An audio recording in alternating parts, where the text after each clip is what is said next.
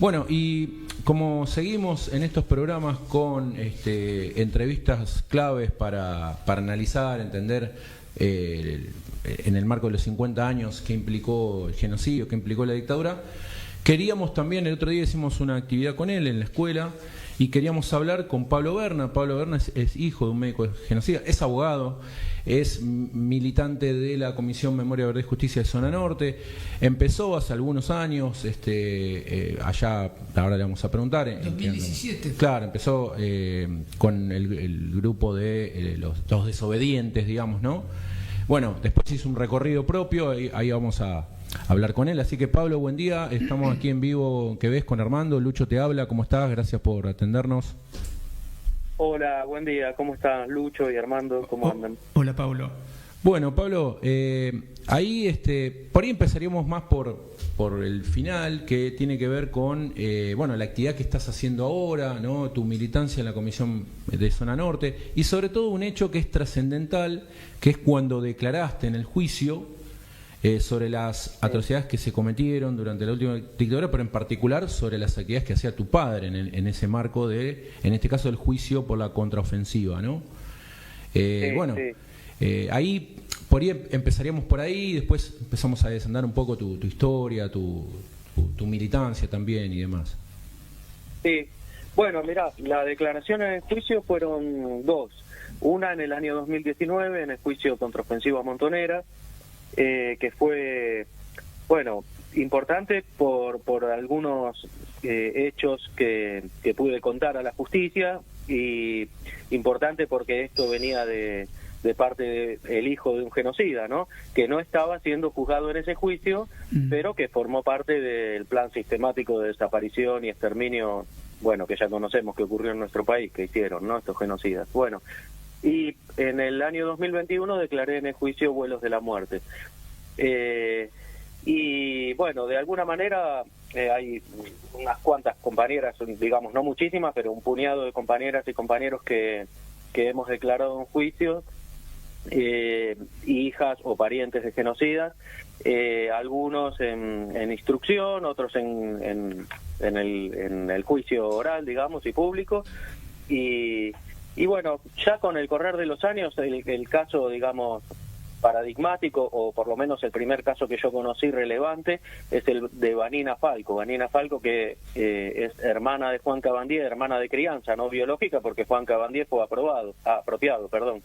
Y ella, como hija del apropiador Falco, declaró un juicio, pero hubo toda una sustanciación frente a la oposición, frente a la negativa de la jueza de primera instancia, y ese es un precedente muy importante que ya tiene unos cuantos años, y después, con el correr de los años y distintas compañeras y compañeros que fuimos, a pesar de que el proyecto de ley que yo redacté y que fue presentado 3 veces en el Congreso y 3 veces cajoneado en la Comisión de Legislación Penal, pero de todas maneras esas prohibiciones ya fueron bastante erosionadas por la realidad que se presenta, ¿no? Que somos justamente hijas, hijos o familiares de genocidas que queremos contar lo poco o mucho que supimos dentro de nuestra familia de origen y que pueda ser considerado en los juicios. Pablo, ¿por qué en este juicio contraofensiva, que fue hace unos años, no sé mucho, declaraste contra el genocida médico Julio Berna? ¿O diste información o cómo fue? Bueno, ¿por qué lo hice? Porque con el correr de los años fui teniendo conciencia de la gravedad de los crímenes de lesa humanidad, de la importancia de los juicios y un poco, como lo suelo contar, de quién es quién en esta historia, ¿no? Porque con el correr de los años yo fui conociendo y entendiendo, y digamos, esto no es ningún punto de llegada, sino todo lo contrario, hay cada vez mucho más, ¿no? Pero me refiero al valor y a las militancias de las compañeras y los compañeros que fueron genocidados por algo. Los genocidas llevaron adelante un plan sistemático de exterminio en nuestro país. Es porque justamente las luchas de las compañeras y los compañeros, digamos, por justicia social, digamos, para que no haya más hambre en nuestro país y en el mundo, era, muy bien organizada, muy bien, con muchísima conciencia y poniendo absolutamente todas las herramientas, todas las formas de lucha en juego para que las cosas cambiaran, ¿no? Ahora, Pablo, ahí, sobre todo en uno de los juicios, cuando vos compartiste, incluso, por ejemplo, con María Montserrat Suárez Amieva, que hija de Julio Suárez, que es una de las víctimas de lo que es tu progenitor, ¿qué sentiste en ese momento? ¿Cómo transitaste eso? Porque me imagino que debe ser complejo también para vos, pero también para las víctimas, ¿no? De tu padre, siendo que vos obviamente no tenés ninguna responsabilidad en eso, pero ¿cómo se produce ese acercamiento? ¿Tuviste otros casos en los que también te pudiste acercar a lo que fueron las víctimas de tu padre? Sí, que también con Martín Mendizábal, por ejemplo, bueno, con Benjamín Ávila también, y de hecho, en su momento con la agrupación Asamblea Desobediente hicimos un cine debate con la película Infancia Clandestina y con la presencia de él, bueno, la verdad que fue muy bueno, son experiencias muy emocionantes, muy valiosas, pero no solo con las víctimas de mi padre, ¿no? Obviamente ahí hay una cosa que es fuerte, pero yo creo que cualquier genocida que fue parte del plan sistemático de exterminio en nuestro país, digamos, es un todo, ¿no? Y el conjunto de 30.000 compañeras y compañeros detenidos desaparecidos también. Quiero decir con esto, cualquier víctima es víctima de cualquier genocida, porque sin esa organización criminal que representó las fuerzas en nuestro país en los años de la dictadura y previamente también, no hubiera podido ser, no son delitos individuales, sino justamente responde a una organización criminal de terrorismo de Estado, de genocidio llevada adelante por el Estado. En tu historia de vida he escuchado algo que, bueno, acá también en muchas entrevistas sale que hay un disparador siempre en una escuela, una maestra, un profe, como un disparador. En tu caso escuché algo similar cuando estabas estudiando el CBC, creo, vos corregime, que hizo el clic en tu historia de tu vida y lo que hoy sos, ¿no? Respecto a ahí, como que hay una realidad que empezaste a pensar, ¿no? Fue en el 2007, creo. ¿Cómo es eso, el antes y después de ese año? Sí, eso fue en el 2006, que estaba haciendo el CBC. Bueno, fue un disparador que yo lo cuento porque la verdad que es como trascendente y como para volver a replicar y seguir replicando y que es exponencial, ¿no? La potencia era una revista humor que el profe la trajo en formato papel, digamos, la edición, y la mostró a todas las alumnas y los alumnos y claro, la tapa de esa edición especial decía algo así como papá, ¿y tú qué hiciste durante el proceso? Y que interpelaba a las nuevas generaciones a preguntar a los mayores, ¿no? Esta cuestión de si te sentiste aterrorizado o aterrorizada y cerraste la ventana y seguiste mirando la telenovela, ¿no? Como dice la canción de Rubén Blades, o por ejemplo, si eras un empresario o empresaria y te beneficiaste porque la dictadura estatizó el crédito que había sacado y entonces te importó nada de que te llevaran a compañeras y compañeros que luchaban por un mundo mejor, o un montón de ejemplos más de lo que le pudo haber pasado a tantas personas, lo que se entiende entre comillas como ciudadanos comunes, frente al horror de lo que estaba ocurriendo, ¿no? Bueno, interpelar y también, por ejemplo, como a tantas personas que pudieron haber visto o escuchado algo y que muchas veces piensan, bueno, esto es significante, ¿a quién le puede servir? ¿Qué importancia puede tener? Y no es así. A veces algo muy pequeño que pudo haber visto cualquier persona es una pieza que completa un rompecabezas que puede servir para reconstruir la historia de una familia, de un compañero, una compañera desaparecida, un compañero o compañera de trabajo, muchísimo, ¿no? que se puede aportar, y muchas veces las personas quizás por no conocer mucho cómo son los procesos y cómo se reconstruyen las historias, dicen esto es insignificante, y no es así, nada es insignificante. Bueno, las familias, las organizaciones, los organismos vienen trabajando desde hace muchísimos años en reconstruir estas historias y todo sirve y es valioso, eso también, ¿no? Hay algo que es común en general en las historias desobedientes, que es el tema de, bueno, la complejidad después en el seno de las familias, ¿no? ¿Cómo fue en tu caso empezar a indagar, a cuestionar y hasta llegar a todo ese camino de declarar contra tu padre, digamos?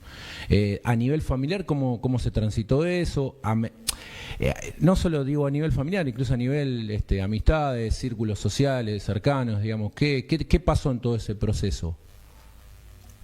Bueno, son muchísimas cosas, ¿no? La familia, así en general, no todas las personas. Por ejemplo, yo tengo mi hermana que me ha acompañado con la denuncia que hicimos a fin del año 2013, me ha acompañado, lo primero que hicimos, que fue muy importante, fue acercarnos a Pablo Yonto, abogado querellante de muchísimas causas en nuestro país, y especialmente en la causa contraofensiva montonera, que era lo que mi hermana y yo teníamos para contarle. Y bueno, eso nos contactó con la querella. Principalmente eso fue a mitad de 2013.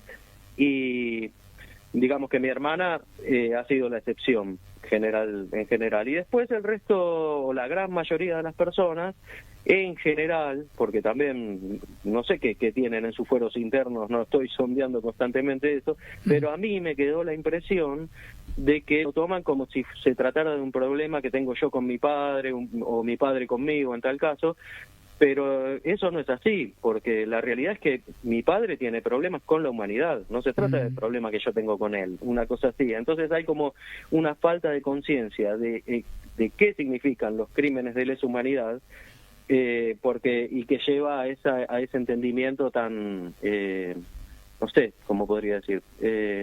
Tan deficiente, ¿no? De creer que en realidad yo tengo un encono con mi padre, ¿no? Es muchísimo más que eso. Por supuesto que yo tengo un problema con un padre genocida, claro que sí, pero Claro. eso no es lo trascendente ni lo importante. ¿Cuándo fue el momento de quiebre? ¿Cara a cara o acumulación de pistas? Claro, fue durante el correr de los años fueron distintos momentos, ¿no? Hubo uno que fue bastante importante porque a mí me dejó en claro que mi padre había sido un criminal de la dictadura, que fue en el año 2009, cuando yo venía haciendo cada vez más preguntas mejor dirigidas y donde quedaban en evidencia... mi padre quedaba en evidencia de su participación por respuestas que había dado en años anteriores, quizá creyendo que, ¿cómo te puedo decir? Creyendo que eso no revelaba nada, pero en realidad después atando cabos revelaba y mucho, y entonces yo volví a preguntar, dirigiendo mejor preguntas. Entonces, en el año 2009, un día él estaba bastante ofuscado, como que se hartó de que yo pregunté tantas cosas, y me llama por teléfono y me dice: mirá, vos que andas haciendo tantas preguntas, a mí si querés hacer una investigación, pero a mí no me preguntes más nada, porque yo no te voy a decir ni fechas, ni lugares, ni nombres, ni datos de nada, ni de nadie, ni aunque me torturen, ni aunque me maten. Y entonces ahí me quedó claro que había participado, y también me quedó claro que él no iba a decir más nada, al menos de lo que había dicho hasta ese momento, ¿no? Entonces yo en ese tiempo empiezo a asumir y a plantear en mi espacio terapéutico una realidad, ¿no? Que era que mi padre un día se iba a morir y que yo nunca iba a saber qué es lo que él había hecho. Y bueno, finalmente en 2013, después de 4 años, pasa otra cosa, que fue que mi madre le cuenta a mi hermana que mi padre había participado de los vuelos de la muerte, inyectando a las víctimas, y del secuestro de las compañeras y a los compañeros. Y también a mi hermana, un poquito de tiempo después, mi padre le cuenta el episodio o el crimen donde asesinan a 4 compañeros, que ellos son Alfredo José Berliner, Susana Aire Solimano, Diana Yatz y Julio Alberto Suárez, que vos hace un ratito nombrabas a su hija. Claro. Y bueno, nada, me faltó decir en esta entrevista que es importante nombrarlo: el nombre de mi padre es Julio Alejandro Berna, y bueno, frente a eso, esos fueron momentos coyunturales, ¿no? Donde la verdad fue saliendo a la luz. Pero hubo otros momentos de otras charlas donde él me respondía cosas que era evidente su participación. También muchas veces con mi madre, ¿no? Charlas con mi madre, que sería larguísimo contarles todo ahora. Y a nivel judicial, ¿tu padre enfrentó algún proceso en estos años o no? No, está imputado por la querella. Y bueno, estamos... sí, es cierto que el juzgado de San Martín, donde tramita las investigaciones de la mega causa Campo de Mayo en todos sus tramos, hizo algunas medidas de prueba. Por ejemplo, pedir el legajo de mi padre y algunas pocas medidas más. Pero bueno, estamos esperando que en algún momento admitan nuestra denuncia, nuestra declaración, y que lo puedan imputar y juzgar, porque obviamente estamos hablando de hechos recién te comentaba el nombre de 4 víctimas, en un hecho tremendo donde simularon un accidente y arrojaron a esas 4 víctimas anestesiadas con las mismas anestesias que aplicaban en los vuelos de la muerte, y arrojan ese auto al agua. Bueno, un criminal horrible, que ocurrió en el 27 de septiembre del 79, si no recuerdo mal. Y en el legajo de mi padre surge que él estuvo en comisión, el área, la estructura del ejército donde él pertenecía en ese momento era Sanidad. Bueno, y él estuvo en comisión, enviado en comisión al Comando de Institutos Militares, y durante el periodo de 2 meses. Y ese hecho que te comentaba está dentro de ese periodo de 2 meses. Es decir, que hay pruebas. Y claro, no vamos a poder conseguir 3 ni 5 testigos de ese hecho, eso es imposible, ya lo sabemos. Están las pruebas más que suficientes como para que pueda ser imputado, procesado, juzgado y condenado. Y bueno, y ya van 12 años y estamos esperando que en algún momento la justicia pueda reaccionar, ¿no? Porque hay impunidad respecto de mi padre, pero también impunidad respecto de muchos genocidas todavía, ¿no? Hay Pablo Yonto, que lleva muchísimas causas de nuestro país, calcula aproximadamente un 60% de familiares, compañeras y compañeros que no han tenido su juicio. Claro. Y es demasiada impunidad, ¿no? Todavía. Igualmente, tampoco dejamos de destacar la importancia de nuestro país, que juzga y condena a todos los responsables. Claro. Y que tenemos 1.231 genocidas condenados, aproximadamente 370 sentencias. Digamos, es muchísimo lo construido, pero también hay muchísimo por delante. Esa es la... Y ahí tomo esto último que mencionas para, como cierre, como pregunta final.